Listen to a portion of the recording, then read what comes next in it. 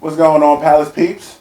It's your boy Tez the Hero over here with my homie Big B. And today we got something really fun to talk about. But before we get into that, check us out. Hit that like button, hit that subscribe button, and don't forget to hit that bell notification because we're always dropping videos every week, if not 2 times a week. We have a lot planned for you.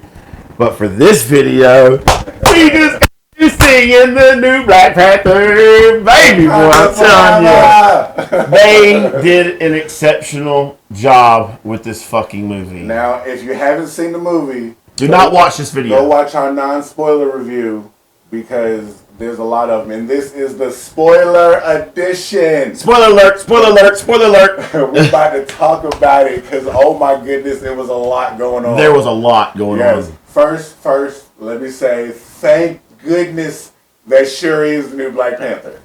Thank you. That is the way it should be. I would have been okay with Baku. I would have been okay. For now. We'll get to that in a minute. But for now, I would have been okay if they would have chosen Baku. But I'm really glad they went with Shuri. They kept it true to the comics. Thank you, Marvel. Yeah. I'm with you on that one. Yeah, thank you for that. Okay, so basically this is how the movie opened. So of course they have the Marvel logo that pops up.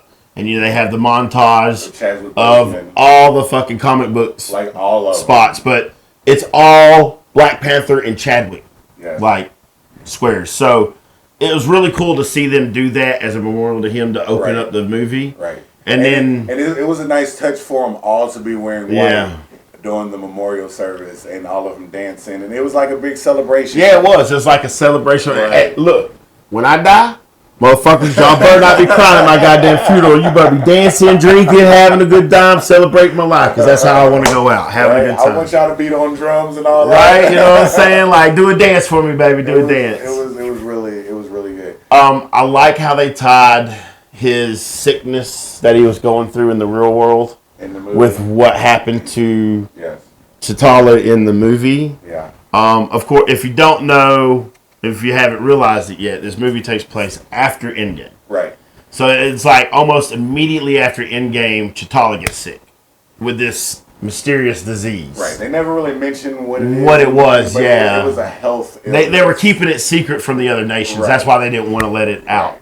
Right. And his Shuri was trying to cure him. Yeah. And she thought she'd come up with a cure, but by then it was too late. She was trying to recreate the heart-shaped herb because Killmonger burnt it all in the first one. And she thought that would cure him, yeah. And she wasn't even close. She was like 29%. Yeah, she was only 29%. And before she could end, she was just like, I don't care, make it now. And, But by then, because the way it starts, he's still alive in the beginning of the movie. And he's in the transition of passing away. And like... He's on his deathbed, basically. And she's trying to save him. In his last hours. And she's trying to do whatever she can. Right. That's Shuri. I do like how they presented her to be, like, broken because, like, her brother was her world. He was. And how it took her into a spiral, basically. Oh, she got dark, too, dude. Yeah. She basically was like, I want to see the world burn. Right? She got dark. So dark. So dark. That... Well, I know it's like so much. Like, I don't want to say it so bad, but I want to get to it. I want to get to the stuff that happens before that. Okay, so Riri Williams, Ironheart. Bro. They did a really good job. Whoever that actress is. She did an awesome job. And I hope they use her. Yes, she is. They have. Is that the one they're going to use? Out with the Disney Plus series. Thank God, bro. I definitely am checking out Ironheart. She was awesome. Yes. That was an awesome actor. Yes. She did a fabulous job. That was the right amount of comedic and the touch. Design of the suit. Oh my dude, what, bro? Fire. That was a fire fucking suit, bro. I wish Iron Man had a suit like that. What the fuck? If Tony Stark would have ever thought about making a suit like that, bro, he would have been unstoppable. Like, the first time you saw her in a little makeshift suit, like her little Cadillac suit, I was like, that's like a Hulkbuster without all the armor. Yeah, that's what it's like an exoskeleton Hulkbuster. Like she was whooping ass with that bitch too. Is that Stark too? Look, really nice. This girl is a freaking genius, dude. And Sherry goes to go get her from the university because she made a device in school that detects vibranium. And the FBI figured this out and stole her designs from her and used it.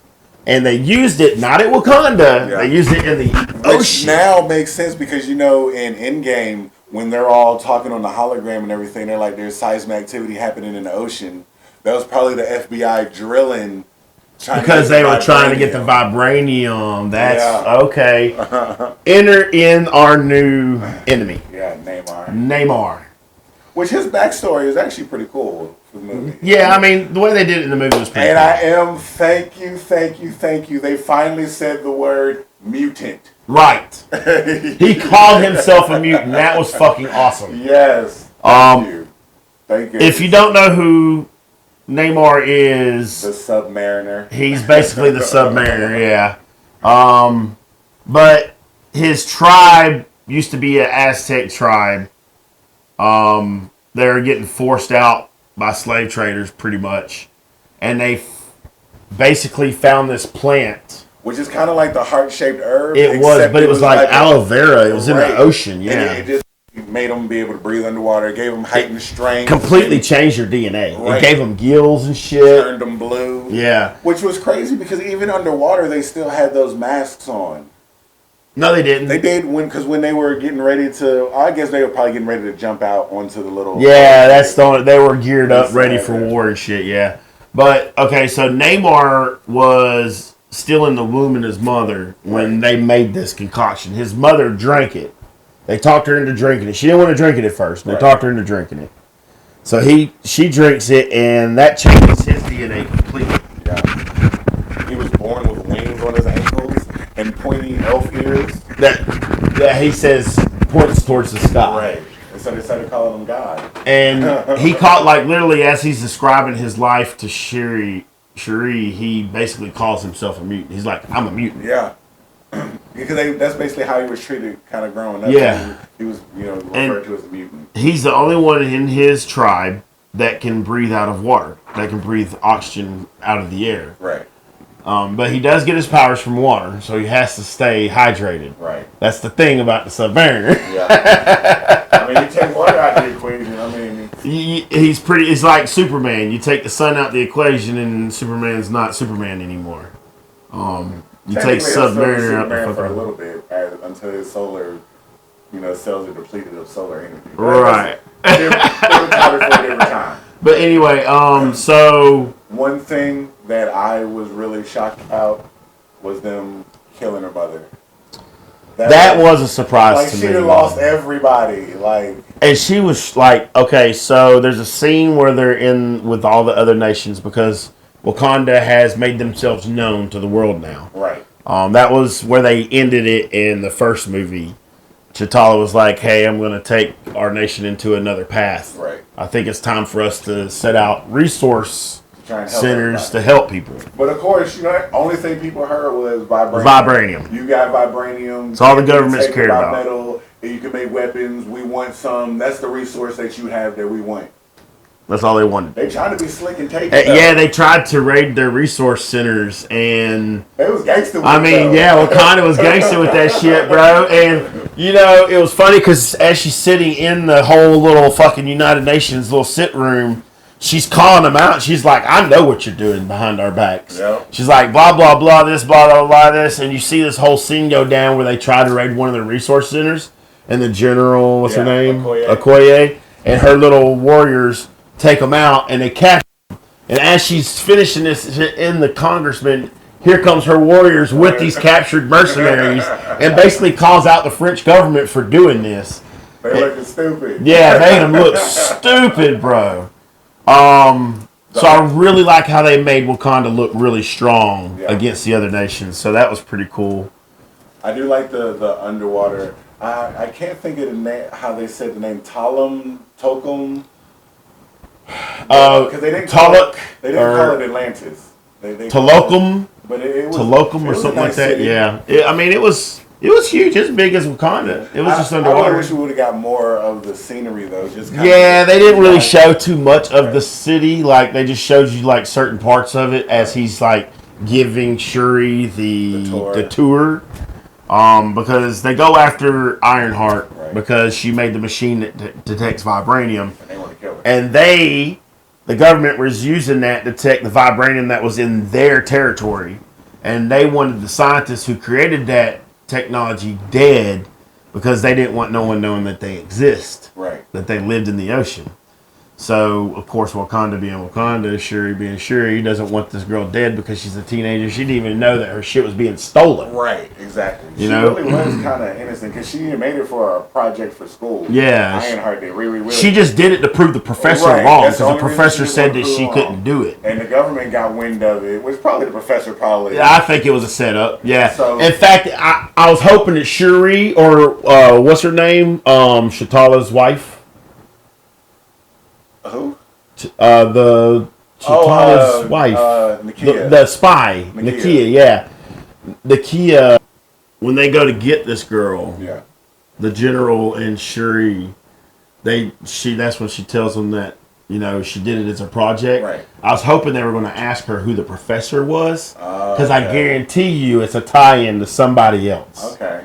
Maybe they'll somebody from Hydra or maybe somebody from S.H.I.E.L.D. In her show, they might touch on that. Yeah. Because I'm curious to see. Because, she winds up going back to the States. And I wonder where they're going to bring the show in at.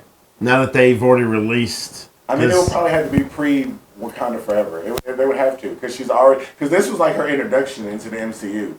So now that people kind of So you think they would do the pre, like how she became, like how she created her suit?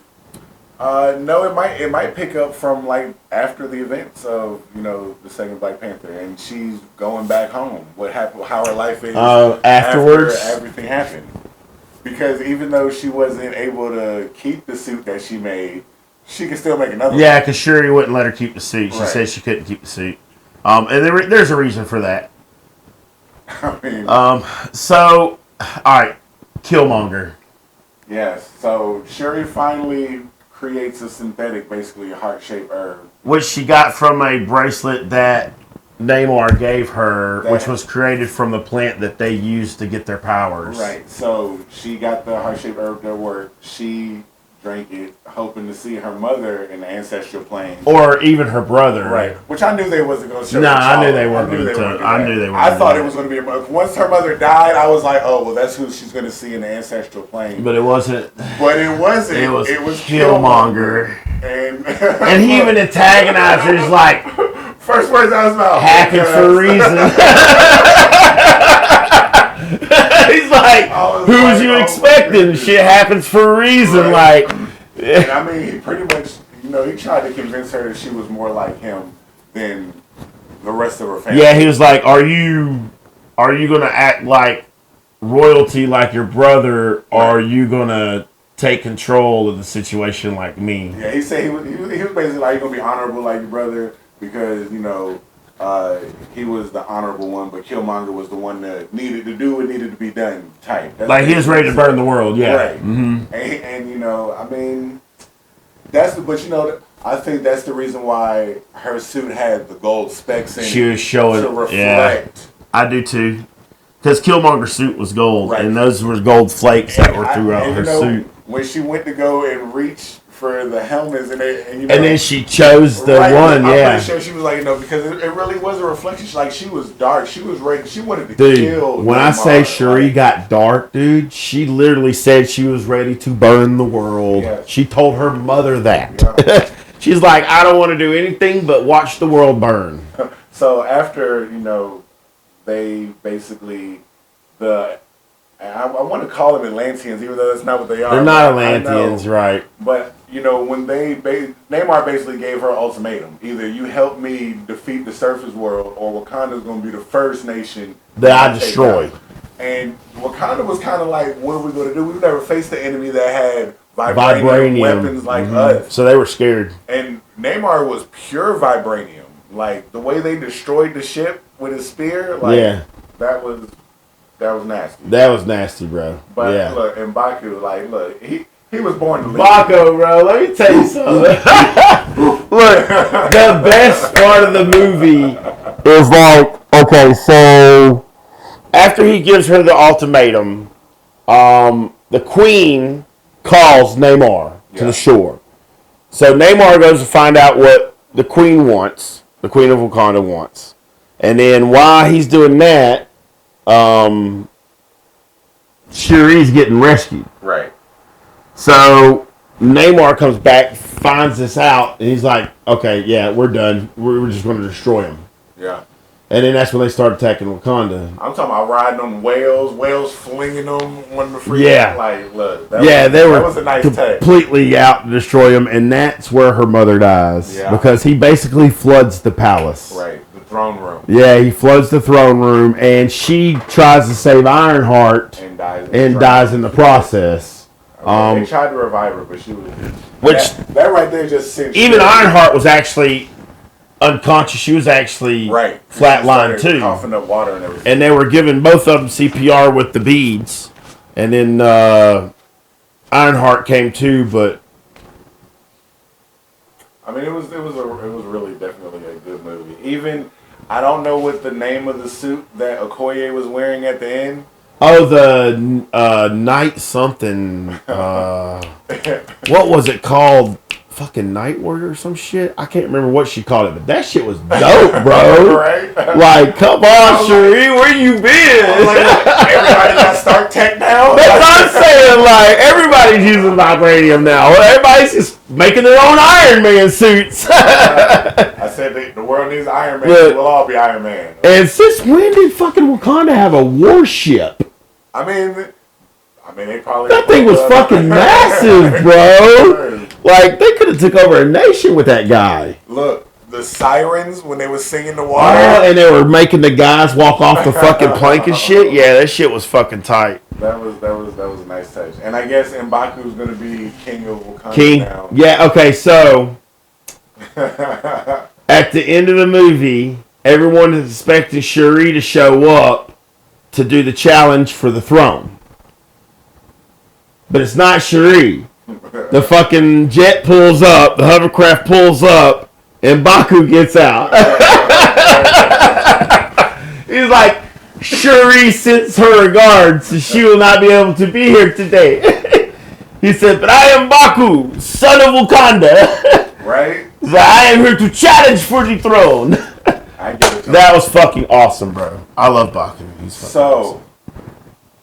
End credit scene. Oh, dude. Look, I love this movie just for this beautiful touch right here. So the end credit scene is basically Shuri going to Haiti where Nakia has been at basically at the beginning of the film. They had to go to Haiti together. She wants to burn her brother's burial robes to like signify finish the mourning. The passing. Yeah.